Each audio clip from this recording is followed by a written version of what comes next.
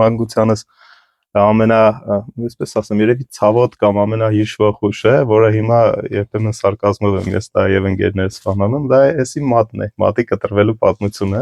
այսպես ցույց տամ, մատս կտրած է։ Ես մի հատ լավ դեպք պատմեմ ես մատի հետ կապված։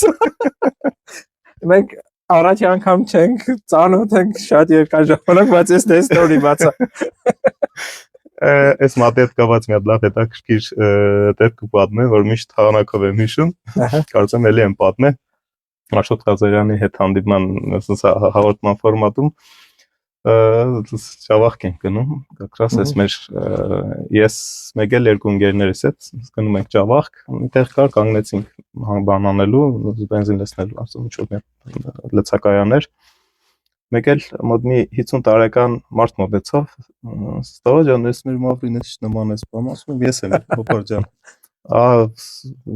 դու չես բան հաստատ երևի նման ես ախպերն ես կամ բան, ասում եմ Պոպար ջան, ես ինչ ունեմ խափելու, բան մեկ ասած հələ մատը ցույց տուր։ Հա,